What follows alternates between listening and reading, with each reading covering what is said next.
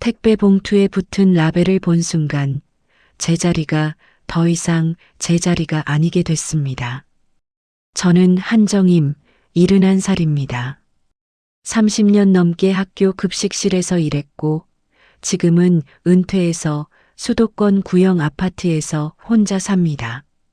남편은 10년 전에 세상을 떠났고 딸 서진이는 작년에 결혼해서 이제 막 신혼살림을 꾸렸습니다. 딸의 결혼식 날 사위 도윤이는 번듯했습니다. 대기업 협력사 팀장이라고 했고 정장 차림에 말도 또박또박 잘했습니다. 서진이가 행복해 보여서 저도 안심했습니다. 그런데 결혼 후 몇 달이 지나면서 제가 딸 집에 자주 가게 됐습니다. 서진이가 초등학교 돌봄교실 일을 하다 보니 퇴근이 늦을 때가 많았고 저는 집에 혼자 있는 것보다 딸네 집에 가서 저녁 준비를 해주는 게 더 좋았습니다. 처음 몇 주는 그저 평범했습니다.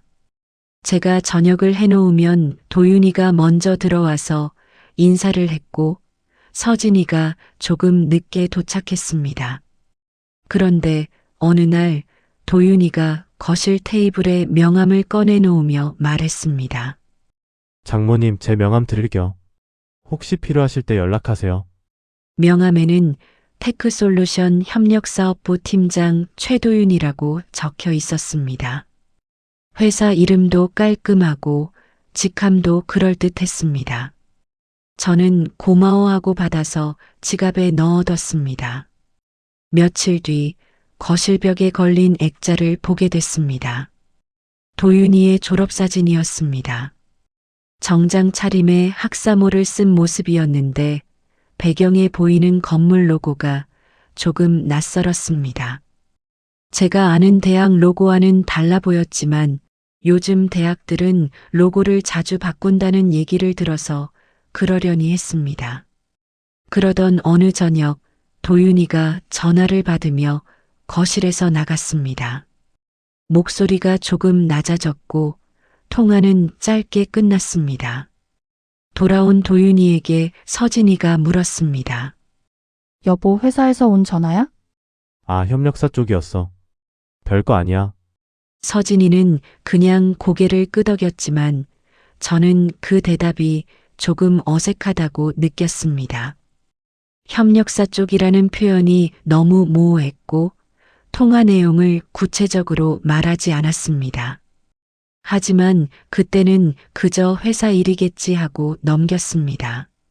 며칠 뒤 저는 딸네 집 거실 서랍을 정리하고 있었습니다.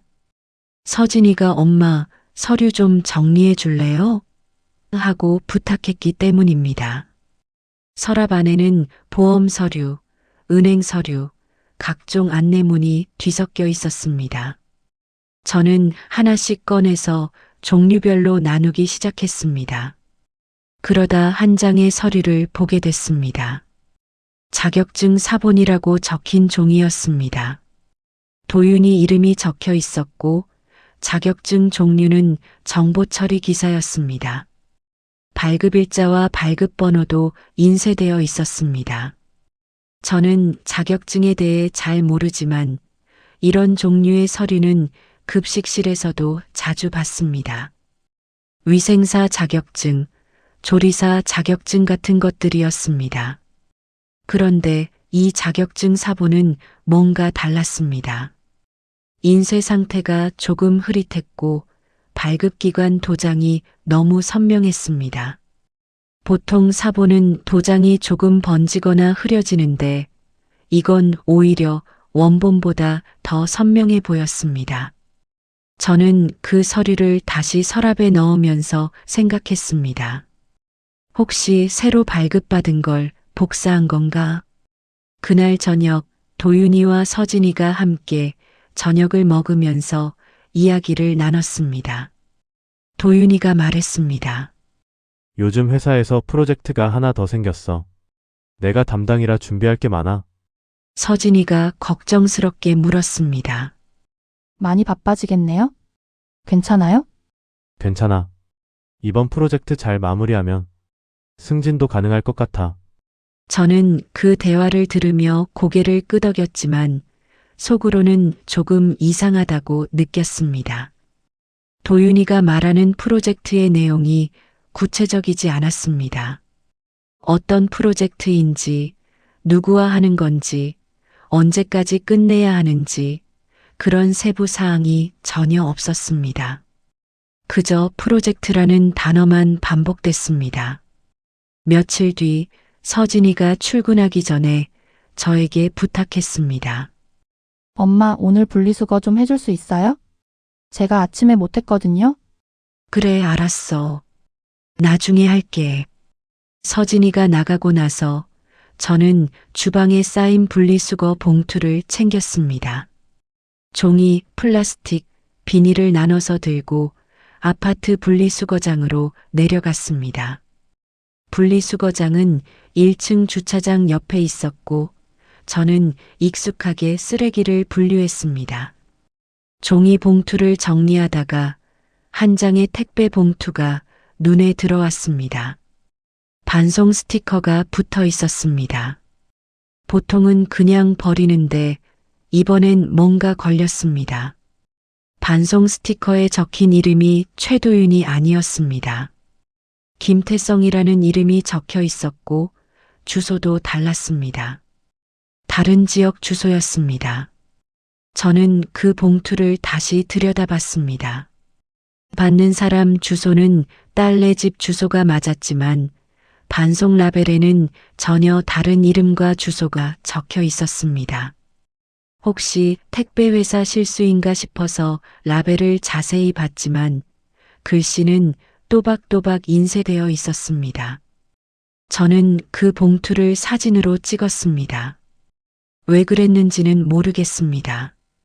그냥 뭔가 이상하다는 느낌이 들었고 나중에 다시 확인하고 싶었습니다.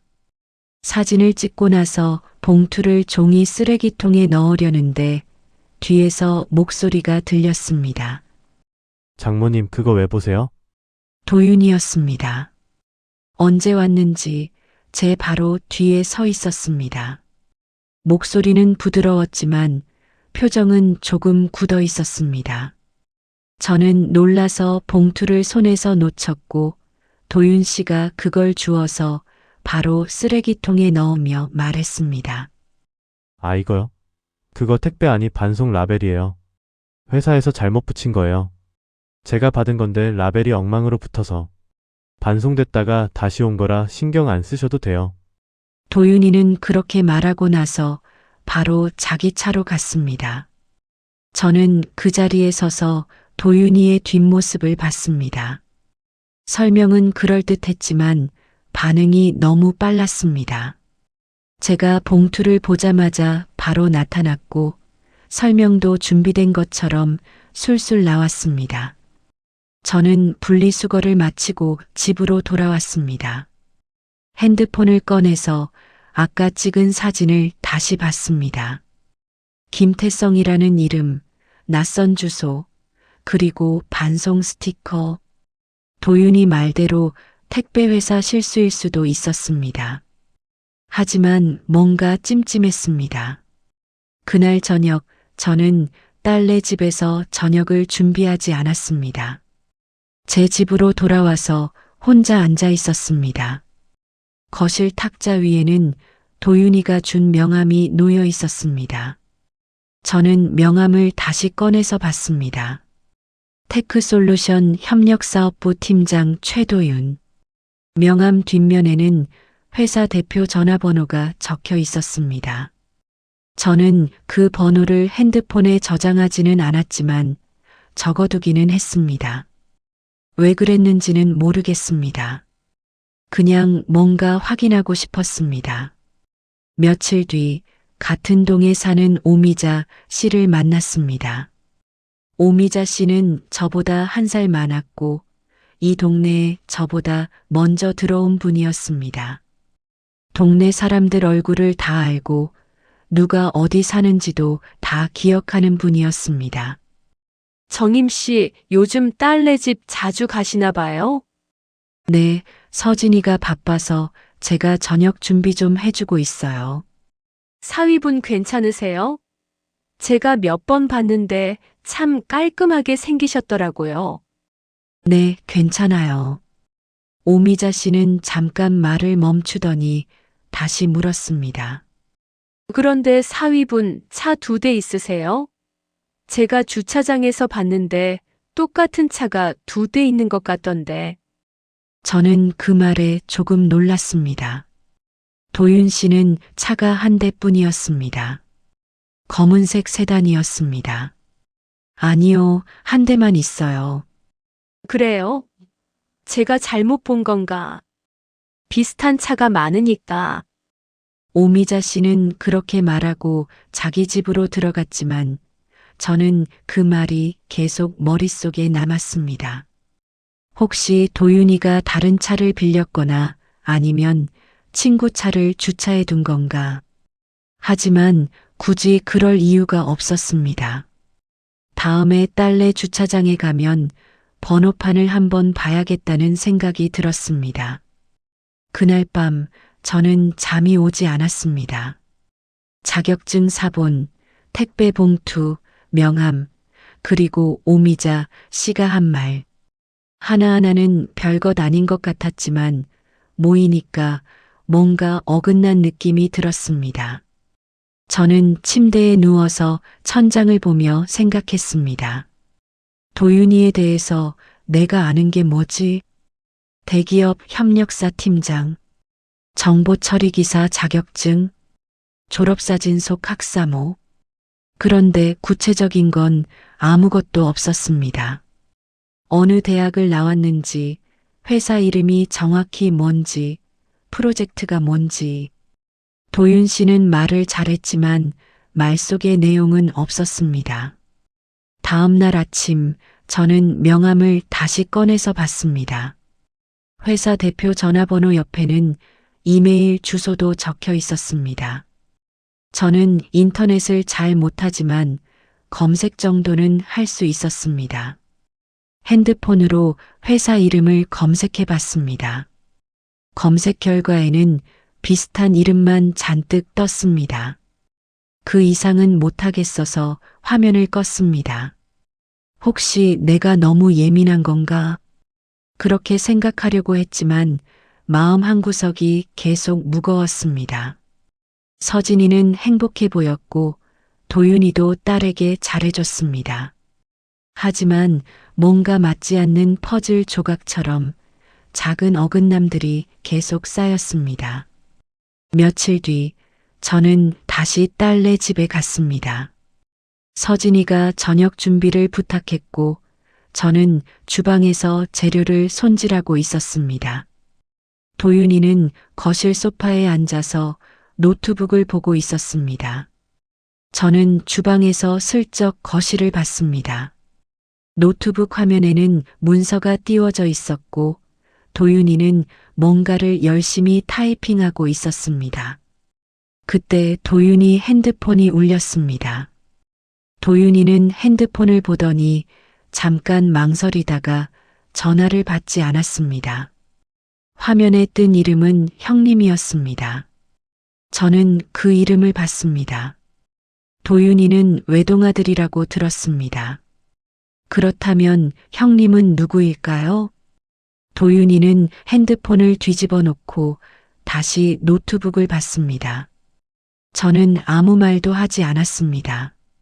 그저 주방으로 돌아와서 재료를 손질했습니다. 하지만 머릿속에서는 계속 그 이름이 맴돌았습니다.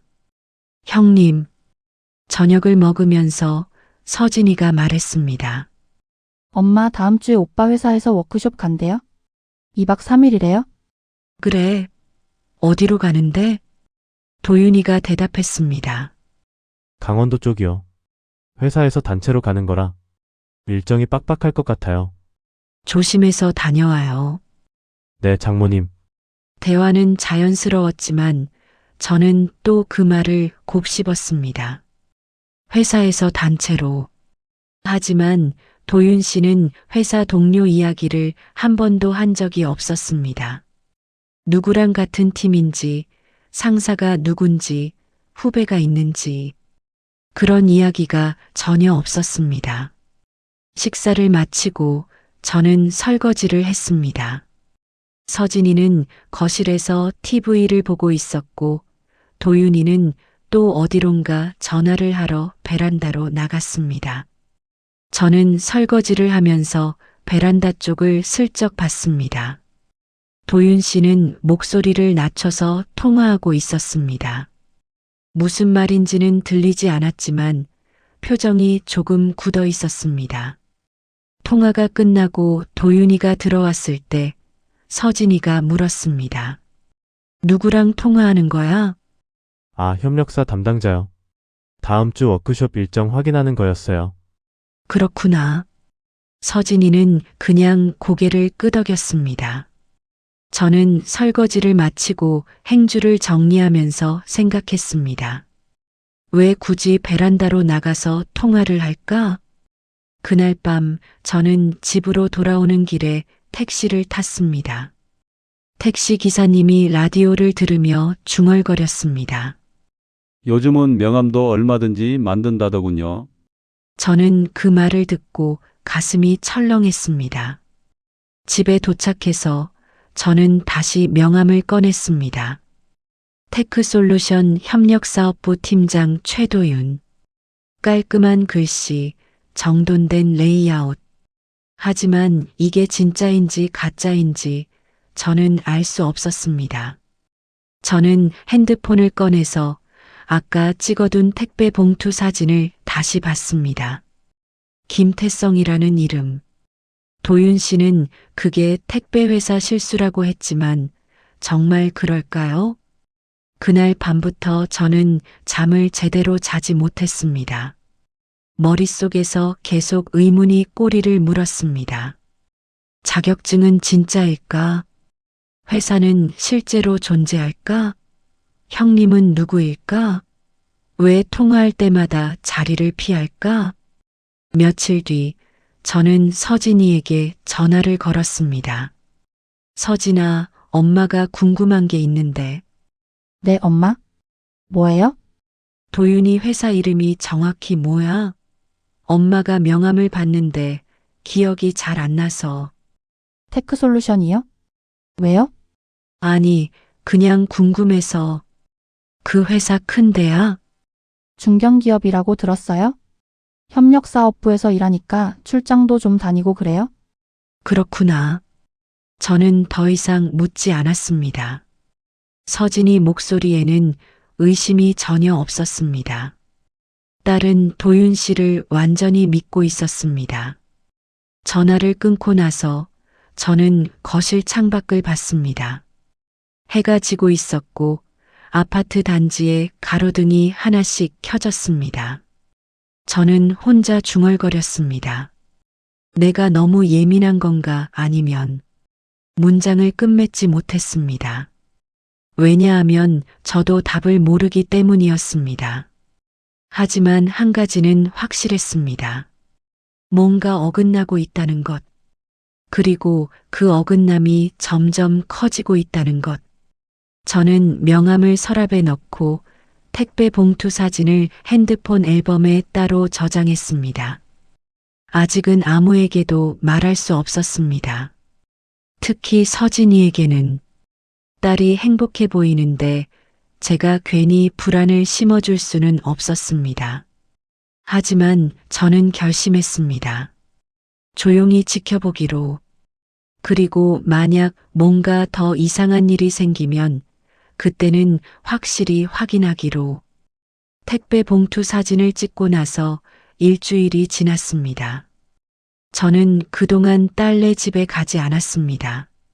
서진이가 엄마 괜찮으세요? 하고 전화했지만 저는 몸이 좀 안 좋아서 하고 둘러댔습니다. 사실은 도윤이를 마주보기가 불편했습니다. 그 일주일 동안 저는 명함과 택배 봉투 사진을 반복해서 봤습니다. 김태성이라는 이름, 다른 주소.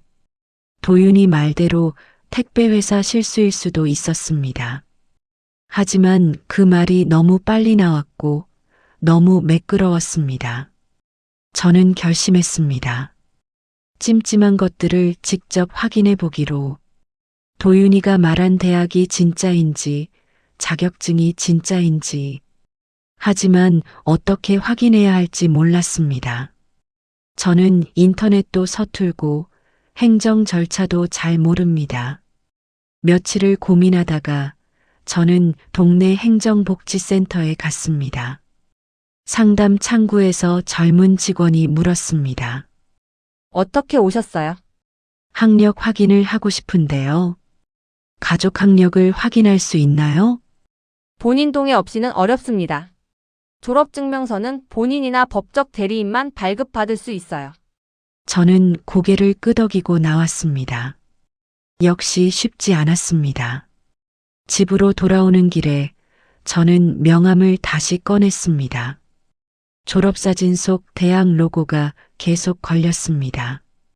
액자를 자세히 보지 못했지만 로고 모양이 낯설었습니다. 저는 핸드폰으로 대학 로고를 검색했습니다.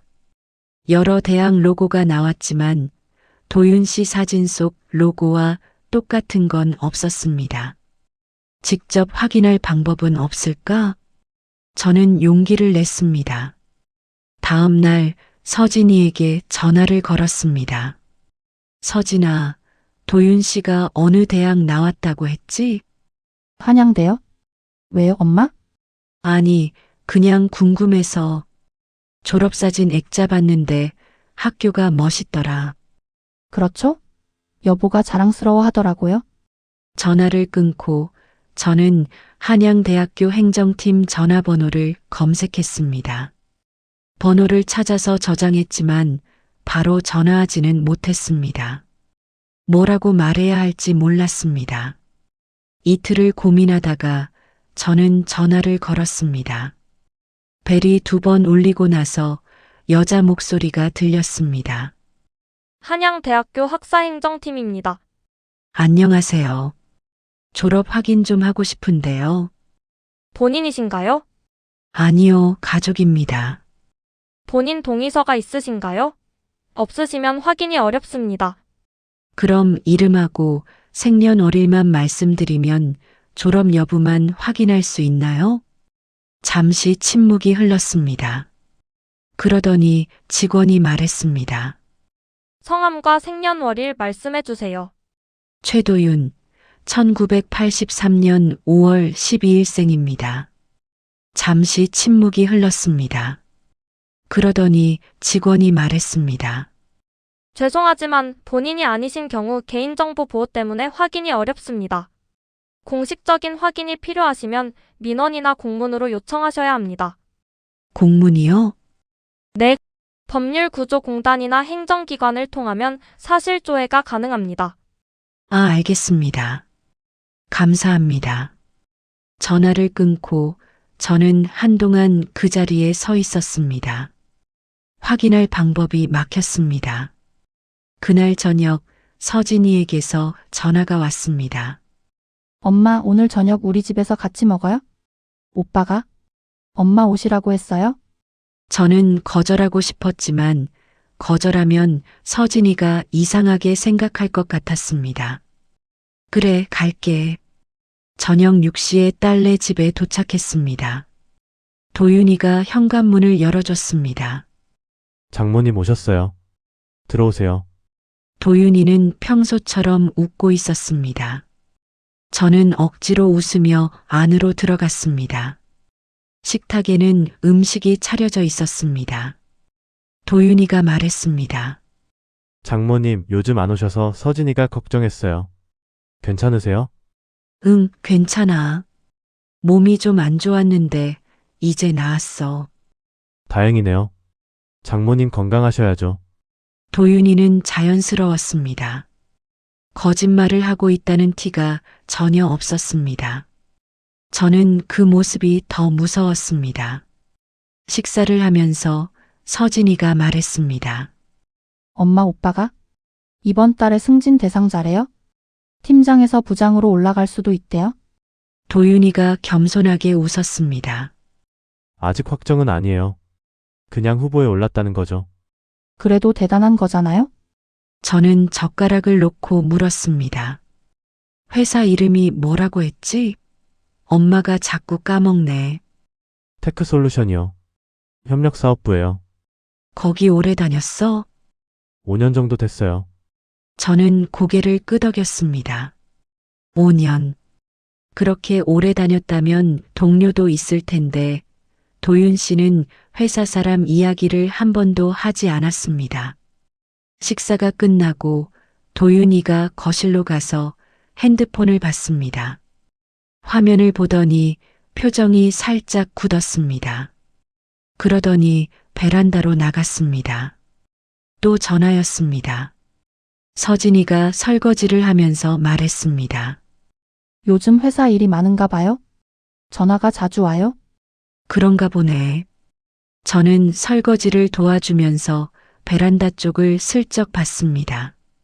도윤이는 목소리를 낮춰서 통화하고 있었습니다. 표정이 평소와 달랐습니다. 긴장해 보였습니다. 통화가 끝나고 도윤이가 들어왔을 때 저는 넌지시 물었습니다. 회사에서 온 전화야? 네, 협력사 쪽이요. 똑같은 대답이었습니다. 협력사 쪽? 구체적인 건 없었습니다. 그날 밤 집으로 돌아오면서 저는 계속 생각했습니다. 도윤이는 분명 뭔가를 숨기고 있는 것 같았습니다. 학력도 거짓, 회사도 의심스럽고 통화 내용도 말하지 않았습니다. 이걸 서진이한테 말해야 하나? 하지만 저는 확실한 증거가 없었습니다. 학력 조회 결과도 전화로만 들은 거였고 녹음도 없었습니다. 서진이에게 말하면 도윤이는 분명 장모님이 저를 싫어하셔서 그러는 거예요 하고 말할 것 같았습니다. 며칠 뒤 저는 다시 딸네 집 주차장에 갔습니다. 오미자 씨가 말했던 차 2대 이야기가 계속 걸렸기 때문입니다. 주차장에 가서 도윤이 차를 찾았습니다. 검은색 세단, 번호 끝자리는 3456이었습니다. 저는 번호판을 사진으로 찍었습니다. 그리고 주차장을 천천히 둘러봤습니다. 비슷한 검은색 세단이 몇 대 더 있었지만 번호판은 모두 달랐습니다. 차 2대는 오미자 씨 착각인 것 같았습니다. 그런데 차 앞 유리에 블랙박스가 보였습니다. 저는 블랙박스를 잠깐 봤습니다. 요즘 차들은 다 블랙박스가 있다고 들었습니다. 충격이 있으면 자동으로 녹화된다고 했습니다. 만약 도윤이가 어디 갔다 왔다면 블랙박스에 남아 있을까? 하지만 저는 블랙박스를 확인할 방법을 몰랐습니다. 차 문도 열 수 없고 설령 열어도 어떻게 보는지 몰랐습니다. 집으로 돌아오는 길에 저는 우연히 법률구조공단 간판을 봤습니다. 동네 복지센터 건물 2층에 있었습니다. 무료 법률 상담이라고 적혀 있었습니다. 저는 망설이다가 계단을 올라갔습니다. 상담실 문을 열고 들어가니 40대쯤 되는 남자가 앉아 있었습니다. 어서 오세요. 무엇을 도와드릴까요?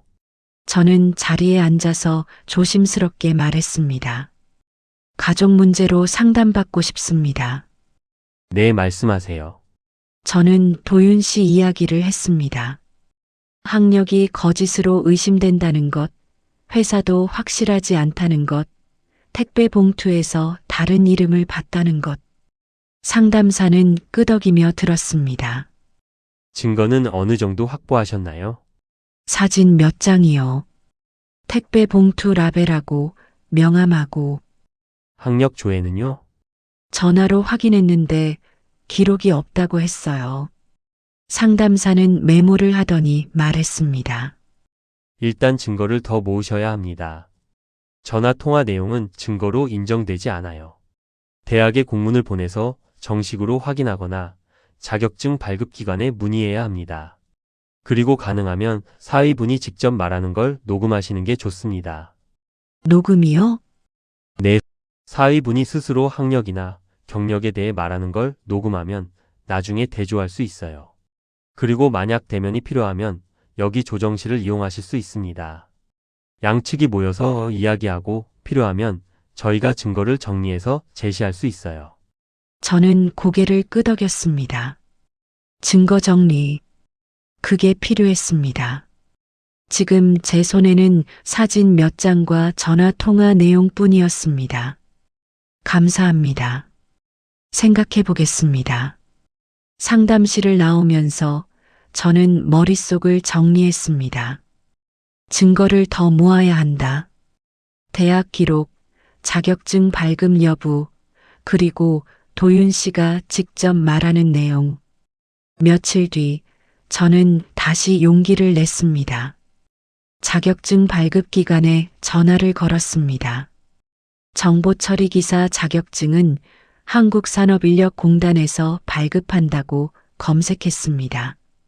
한국산업인력공단입니다. 자격증 발급 여부를 확인하고 싶습니다.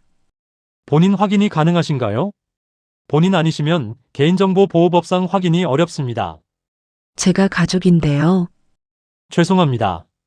본인 동의서가 없으면 안내가 불가능합니다. 저는 전화를 끊고 한숨을 쉬었습니다. 이것도 막혔습니다. 학력도 자격증도 직접 확인할 방법이 없었습니다. 그날 저녁 저는 혼자 앉아서 생각했습니다. 이제 어떻게 해야 하지? 서진이에게 말해야 할까요? 하지만 말하면 서진이는 무너질 것 같았습니다.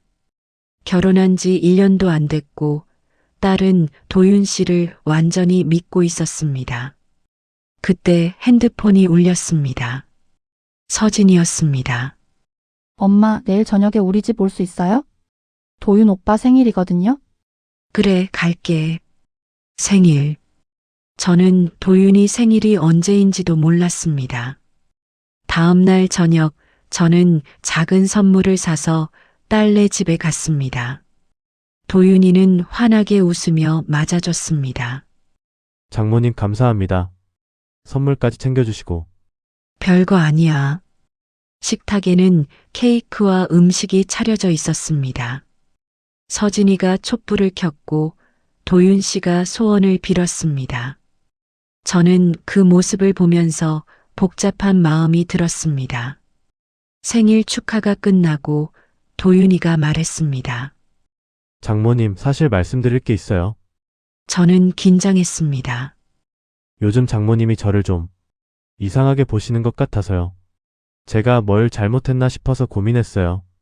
서진이가 놀라서 물었습니다. 무슨 소리야? 도윤이가 저를 보며 말했습니다. 장모님께서 제 학교나 회사에 대해 자꾸 물어보시잖아요. 혹시 제가 믿을 만한 사람인지 확인하고 싶으신가 싶어서요. 저는 당황했습니다. 도윤이가 먼저 이 이야기를 꺼낼 줄 몰랐습니다. 아니야, 그런 게 아니라. 괜찮아요, 장모님. 이해해요. 딸을 키우신 분이 사위를 걱정하시는 건 당연하죠. 그런데 제가 장모님께 뭘 보여드려야 할지 모르겠어요. 졸업증명서를 떼드릴까요? 재직증명서를 보여드릴까요? 저는 말문이 막혔습니다. 도윤이는 웃고 있었지만 그 웃음이 차가웠습니다. 서진이가 저를 보며 말했습니다. 엄마 오빠한테 그런 걸 확인하려고 했어요? 왜 그런 걸 물어봐요? 서진이 목소리에는 당황과 방어가 섞여 있었습니다. 아니야, 서진아. 그냥. 도윤이가 손을 들어 말을 막았습니다. 괜찮아요, 여보. 장모님이 걱정하시는 거예요. 저는 이해해요. 장모님, 제가 뭘 보여드리면 안심하실까요? 저는 아무 말도 할 수 없었습니다. 도윤이는 저를 의심 많은 장모로 만들고 있었습니다. 서진이 눈에는 이미 제가 도윤이를 못마땅해 하는 사람으로 보이기 시작했습니다. 저는 일어섰습니다. 나 먼저 갈게. 몸이 안 좋아서. 엄마 괜찮아요? 응, 괜찮아. 먼저 갈게. 저는 서둘러 집을 나왔습니다. 엘리베이터를 타고 내려오면서 눈물이 났습니다. 도윤이는 저를 공격하지 않았습니다. 그저 웃으면서 저를 걱정하는 장모로 포장했습니다. 하지만 그 속에는 경고가 있었습니다. 더 이상 캐지 마세요. 주차장을 지나가는데 도윤이 차 옆에 낯선 남자가 서 있었습니다. 40대쯤 되는 남자였고 차 앞유리 쪽을 들여다보며 번호판을 확인하고 있었습니다. 마치 차량을 확인하듯 핸드폰을 번호판 가까이 들이대고 있었습니다. 저는 걸음을 멈추고 그 남자를 봤습니다. 남자는 확인을 마치고 핸드폰으로 누군가에게 전화를 걸었습니다. 형님, 차 확인했어요. 여기 있네요. 형님. 그 단어에 저는 깜짝 놀랐습니다. 도윤 씨 핸드폰에 저장된 그 이름. 남자는 통화를 끝내고 차 주변을 한 바퀴 돌더니 사라졌습니다. 저는 그 남자가 사라진 방향을 봤습니다. 집으로 돌아와서 저는 메모지를 꺼냈습니다. 지금까지 확인한 것들을 정리했습니다. 1. 학력 한양대 졸업 기록 없음 전화 확인. 2. 자격증 정보 처리 기사 발급 기록 없음 전화 확인. 3. 회사 검색 안 됨. 4. 택배 봉투 다른 이름 김태성. 5. 형님이라는 사람 주차장에서 목격. 저는 펜을 놓고 생각했습니다. 지금은 말할 때가 아니었습니다. 도윤이는 이미 저를 의심 많은 장모로 만들었고 서진이도 흔들리기 시작했습니다. 제가 지금 말하면 서진이는 도윤 씨 편을 들 것 같았습니다. 며칠 뒤 저는 다시 법률구조공단에 갔습니다. 상담사가 물었습니다. 증거는 더 모으셨나요? 학력하고 자격증은 전화로 확인했어요. 둘 다 기록이 없대요. 좋습니다. 그런데 전화 통화 내용만으로는 약해요. 대학과 발급기관에 공식 확인서를 요청하셔야 해요. 제가 도와드릴 수 있습니다. 상담사는 양식을 꺼내서 저에게 주었습니다. 이 양식을 작성하시면 제가 대학과 발급기관에 사실조회 공문을 보내드릴 수 있어요. 답변이 오는 데는 보통 일주일 정도 걸립니다. 답변이 오면 정식 문서로 받으실 수 있어요. 일주일이요? 네, 공식 절차라 시간이 좀 걸립니다. 하지만 그게 법적으로 인정되는 증거예요. 저는 양식을 받아서 작성했습니다. 도윤 씨 이름, 생년월일, 확인하고 싶은 학력과 자격증. 그리고 나중에 대면하실 때를 대비해서 질문을 미리 정리해 두시는 게 좋습니다. 질문이요? 네, 구체적인 질문이요. 어느 과 몇 학번이에요? 자격증은 언제 땄어요? 회사 동료 성함이 뭐예요? 같은 거요. 애매한 질문보다는 구체적인 게 좋아요. 그래야 답변이 문서 기록과 맞는지 확인할 수 있거든요. 저는 고개를 끄덕였습니다. 구체적인 질문. 도윤이가 직접 말하게 만드는 것. 상담을 마치고 집으로 돌아오면서 저는 생각했습니다. 이제 증거를 확정하고 질문을 준비하고 타이밍을 기다려야 했습니다. 서둘러서는 안 됐습니다. 그날 밤 저는 노트를 꺼내서 질문 리스트를 만들기 시작했습니다. 어느 과 몇 학번이야? 자격증 시험은 몇 월에 봤어? 회사 상사 이름이 뭐야? 협력사는 구체적으로 어디야? 하나씩 적다 보니 질문이 10개가 넘었습니다. 저는 그 질문들을 보면서 다짐했습니다. 도윤 씨가 스스로 무너지게 만들겠다고. 며칠 뒤 오미자 씨를 다시 만났습니다. 오미자 씨가 물었습니다. 정임 씨, 요즘 안 좋아 보여요. 무슨 일 있어요? 아니에요, 괜찮아요. 사위분은 잘 지내시죠? 저는 잠깐 망설이다가 물었습니다. 오미자 씨, 전에 차 2대 있다고 했잖아요. 그거 정확히 언제 봤어요? 한 2주 전쯤 주차장 지나가다가 똑같은 검은 차가 2대 있길래 이상하다 싶었어요. 그런데 며칠 뒤에 보니까 한 대만 있더라고요. 혹시 번호판 봤어요? 아니, 거기까지는 못 봤어요. 저는 고개를 끄덕였습니다. 차 2대. 혹시 도윤이가 다른 차를 빌렸거나 아니면 형님이라는 사람 차였을까요? 그날 밤 저는 잠을 이루지 못했습니다. 주차장에서 본 남자, 도윤이의 역공, 서진이의 흔들림. 모든 게 복잡하게 얽혀 있었습니다. 며칠을 그렇게 보내고 일주일쯤 지났을 때 법률구조공단에서 연락이 왔습니다. 한양대학교와 한국산업인력공단에서 공식 회신이 왔습니다. 한양대학교는 해당 성명 및 생년월일로 졸업 기록 없음, 한국산업인력공단은 해당 성명으로 정보처리기사 자격증 발급 이력 없음이라고 회신했어요. 문서로 받으셨으니 이제 법적으로 인정되는 증거가 있으신 겁니다. 저는 가슴이 두근거렸습니다. 이제 확실해졌습니다. 공식 문서로 확인됐습니다. 도윤이는 한양대를 졸업하지 않았고 정보처리기사 자격증도 없었습니다. 그리고 되면 일정을 잡으실 수 있어요. 준비되시면 연락 주세요. 저는 전화를 끊고 창밖을 봤습니다. 이제 선택해야 했습니다. 지금 서진이에게 말할 것인가 아니면 대면 자리를 만들어서 도윤 씨가 스스로 무너지게 할 것인가. 저는 후자를 선택했습니다. 서진이를 지키려면 확실한 자리에서 모든 걸 끝내야 했습니다. 그날 밤 저는 질문 리스트를 다시 정리했습니다. 그리고 마지막 줄에 적었습니다. 최도윤, 당신은 누구입니까? 법률구조공단에서 전화가 온 지 3일이 지났습니다. 저는 그동안 서진이를 만나지 않았습니다. 공식 회신 문서를 받고 나서 저는 매일 그 문서를 읽었습니다. 해당 성명 및 생년월일로 졸업기록 없음. 해당 성명으로 정보처리기사 자격증 발급 이력 없음. 2장의 공문. 이게 전부였습니다. 하지만 이 2장이면 충분했습니다. 이제는 느낌이 아니라 기록으로 말할 차례였습니다. 상담사 문상혁 씨에게서 다시 연락이 왔습니다.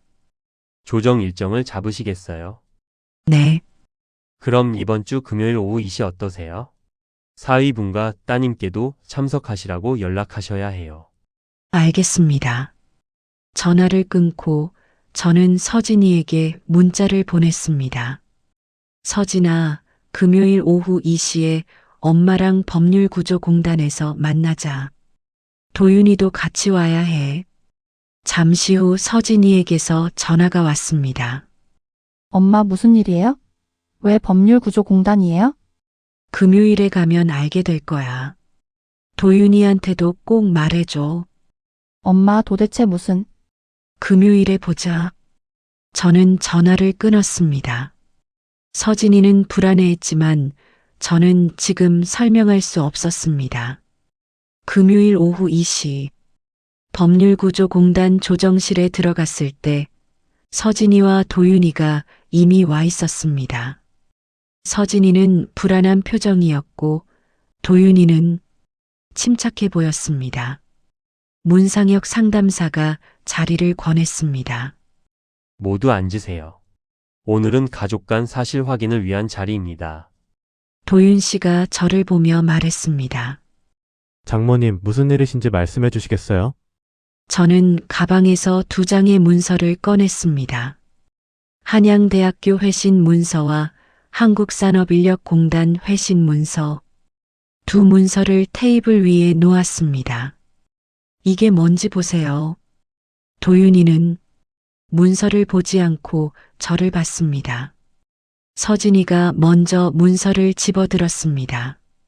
이게 뭐예요? 문상혁 상담사가 설명했습니다. 한양대학교와 한국산업인력공단에 보낸 사실조회 공문 회신입니다. 최도윤 씨 성명과 생년월일로 조회한 결과예요. 서진이가 문서를 읽기 시작했습니다.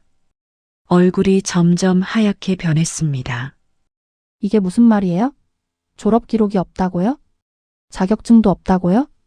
도윤 씨가 침착하게 말했습니다.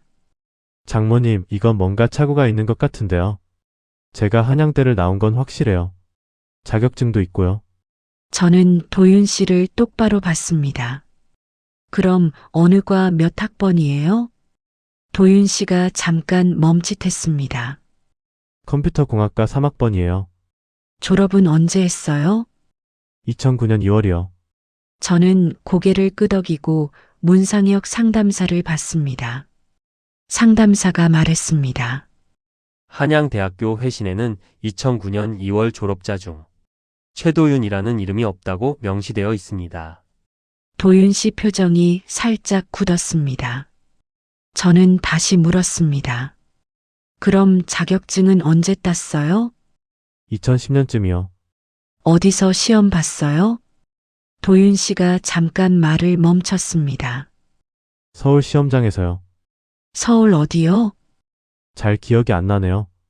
오래돼서. 저는 가방에서 도윤 씨가 준 명함을 꺼냈습니다. 회사 이름이 테크솔루션 맞죠? 네. 명함에 적힌 주소가 서울시 강남구 테헤란로 123이죠? 네, 맞아요. 문상혁 상담사가 서류를 한 장 더 꺼냈습니다. 국세청 사업자 등록 조회 결과입니다. 해당 상호와 주소로 등록된 사업자가 없습니다. 법인 등기부에도 테크솔루션이라는 법인은 존재하지 않습니다. 도윤 씨 얼굴이 굳었습니다. 그럼 회사 상사 성함이 뭐예요? 도윤 씨가 멈칫했습니다. 김 부장님이요. 성함을 정확히 말씀해 주세요. 김성훈 부장님이요. 서진이가 도윤 씨를 봤습니다. 여보, 회사가 없다고요? 그럼 그동안 어디 다닌 거예요? 도윤 씨가 서진이를 보며 말했습니다.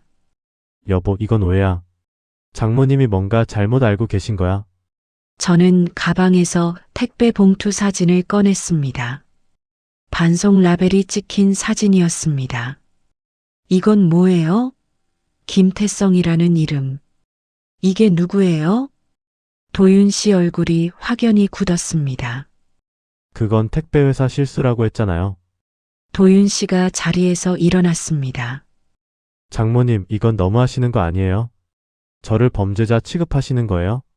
저는 침착하게 말했습니다. 앉으세요. 아직 다 끝나지 않았어요.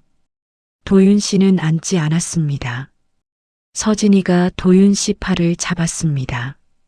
여보, 앉아요? 제발. 도윤 씨가 자리에 앉았습니다. 저는 계속 질문했습니다. 핸드폰에 형님이라고 저장된 분 있죠? 도윤 씨가 놀란 표정을 지었습니다. 그건 어떻게? 그분이 누구예요? 회사 선배요. 이름이 뭐예요? 도윤 씨가 말을 더듬었습니다. 박태훈이요. 저는 가방에서 핸드폰 통화 내역 캡처 사진을 꺼냈습니다. 이 번호가 박태훈 씨 번호 맞죠? 지난 한 달간 47통 통화했어요.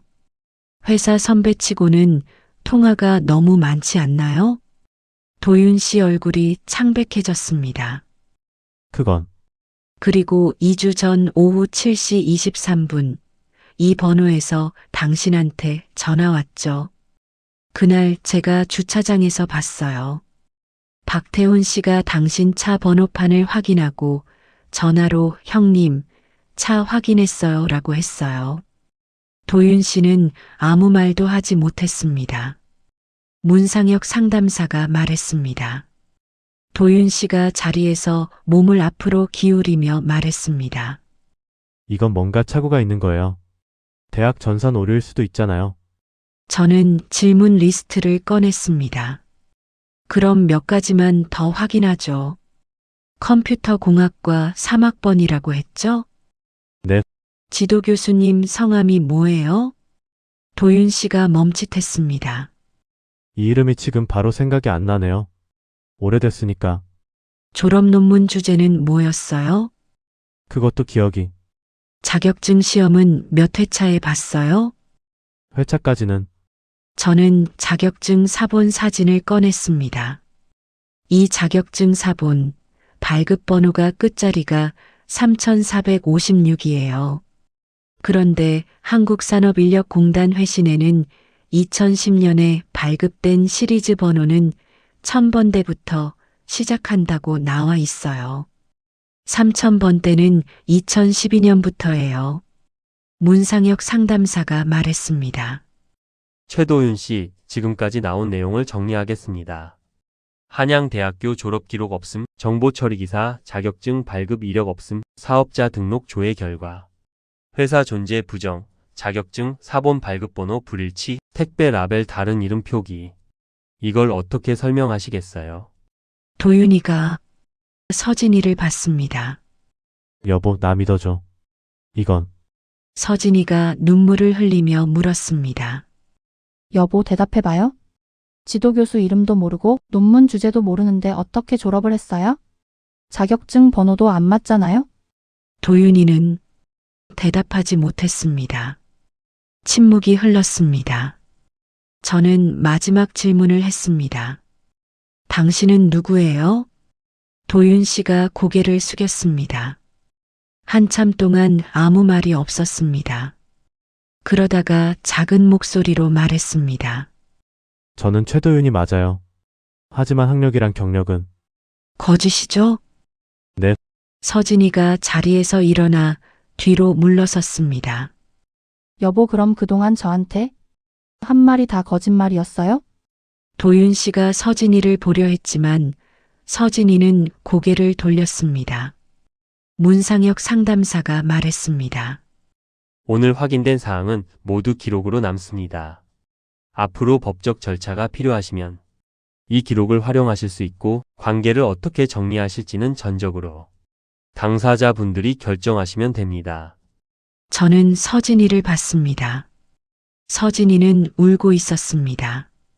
저는 서진이 옆으로 가서 손을 잡았습니다. 서진아, 엄마가 이 자리를 만든 건 너를 지키려고 한 거야. 너한테 더 큰 상처가 가기 전에. 서진이가 저를 봤습니다. 엄마, 저 어떡해요? 지금 당장 결정할 필요 없어. 천천히 생각해. 도윤이가 말했습니다. 저한테 기회를 한 번만 주세요. 제가 잘못했어요. 하지만. 저는 도윤이를 봤습니다. 기회를 주든 안 주든 그건 서진이가 결정할 일이에요. 당신이 할 일은 더 이상 거짓말하지 않는 거예요. 조정실을 나와서 저는 서진이와 함께 복도에 앉았습니다. 도윤 씨는 먼저 나갔습니다. 서진이가 물었습니다. 엄마, 저 어떻게 해야 해요? 이혼해야 해요? 서진아, 그건 내가 결정할 일이야. 하지만 당장 결정하지 마. 일단 따로 지내면서 생각해. 따로요? 응. 엄마 집에 와서 지내. 그동안 내가 생각을 정리해. 도윤 씨가 진짜로 뉘우치는지 아니면 또 거짓말을 하는지 지켜봐. 그리고 내가 정말 이 사람이랑 살 수 있을지 생각해봐. 서진이가 고개를 끄덕였습니다. 엄마, 제가 너무 바보 같죠? 아니야. 사랑하면 믿게 돼. 그게 나쁜 게 아니야. 다만 이제는 내가 너 자신을 먼저 지켜야 해. 그날부터 서진이는 제 집에서 지냈습니다. 처음 며칠은 서진이가 많이 울었습니다. 밤마다 울음소리가 들렸고 저는 딸 방문 앞에서 서 있었습니다. 들어가서 안아주고 싶었지만 서진이가 혼자 감정을 정리할 시간이 필요하다는 걸 알았습니다. 일주일쯤 지났을 때 도윤이에게서 서진이에게 문자가 왔습니다. 서진이가 저한테 보여줬습니다. 미안해. 나 잘못했어. 다시 시작할 수 있을까? 서진이가 물었습니다. 엄마 뭐라고 답해야 해요? 내가 하고 싶은 대로 해. 서진이는 답장을 보내지 않았습니다. 2주가 지났을 때 서진이가 말했습니다. 엄마, 저 변호사 상담 받아보려고요. 그래, 좋은 생각이야. 서진이는 법률구조공단에서 소개받은 변호사를 만났습니다. 상담 후에 서진이가 돌아와서 말했습니다. 이혼은 나중에 생각하기로 했어요? 일단 별거 하면서 도윤 씨가 어떻게 하는지 지켜보기로 했어요? 그리고 제 통장은 따로 만들었어요? 저는 서진이를 안아줬습니다. 잘했어. 한 달이 지났을 때 오미자 씨를 만났습니다. 오미자 씨가 물었습니다. 정임 씨, 요즘 서진이랑 같이 사시죠? 무슨 일 있었어요? 좀 복잡한 일이 있었어요. 사위분은요? 따로 지내고 있어요. 오미자 씨는 더 이상 묻지 않았습니다. 다만 제 손을 꽉 잡아줬습니다. 힘내세요. 딸 지키려고 하신 거잖아요. 저는 고개를 끄덕였습니다. 2달이 지났을 때 서진이가 결정했습니다. 엄마, 저 이혼하기로 했어요? 그래, 내 결정이 뭐든 엄마는 지지할게. 도윤 오빠가 새 직장 구했다며 재직 증명서를 보내왔어요? 그런데 제가 그 회사에 전화해서 확인해 봤더니 그런 사람 근무한 적 없대요. 또 거짓말이었어요? 저는 더 이상 못 믿겠어요? 서진이는 이혼 절차를 시작했습니다. 법률구조공단에서 도움을 받았고 재산 분할도 정리했습니다. 도윤이는 처음에는 거부했지만 결국 합의했습니다. 3개월 뒤 이혼이 확정됐습니다. 서진이는 제 집에서 나가서 원룸을 얻었습니다. 엄마, 저 이제 혼자 살아볼게요. 그래, 가끔 밥 먹으러 와. 네. 서진이가 떠난 후 저는 혼자 앉아 있었습니다. 거실은 조용했습니다. 창밖에는 가을 햇살이 들어왔습니다. 며칠 뒤 서진이에게서 전화가 왔습니다. 엄마, 저녁 같이 먹어요? 그래. 저녁을 먹으면서 서진이가 말했습니다. 엄마, 제가 그동안 생각 많이 했어요? 엄마가 아니었으면 저 더 큰 피해 입었을 거예요? 서진아, 엄마가 진실을 밝혀줘서 고마워요? 처음엔 화났지만 이제는 알겠어요? 엄마가 저를 지키려고 한 거였다는 걸? 저는 서진이 손을 잡았습니다. 너 괜찮아? 네. 이제 괜찮아요? 처음엔 힘들었는데 지금은 오히려 홀가분해요? 거짓 속에서 사는 것보다 진실을 아는 게 낫더라고요. 그날 밤 저는 집으로 돌아와서 창밖을 봤습니다. 아파트 단지에 가로등이 하나씩 켜졌습니다. 저는 혼자 중얼거렸습니다. 가족을 지킨다는 건 거짓을 덮는 게 아니라 더 큰 상처를 막는 거구나. 명함과 택배 봉투 사진, 그리고 공문 회신 문서 모두 서랍에 넣어뒀습니다. 이제는 필요 없었습니다. 저는 핸드폰을 꺼내서 서진이에게 문자를 보냈습니다. 서진아, 엄마가 항상 내 편이야. 사랑해. 잠시 후 서진이에게서 답장이 왔습니다. 저도 사랑해요, 엄마. 저는 핸드폰을 내려놓고 잠자리에 들었습니다. 오랜만에 편안한 밤이었습니다.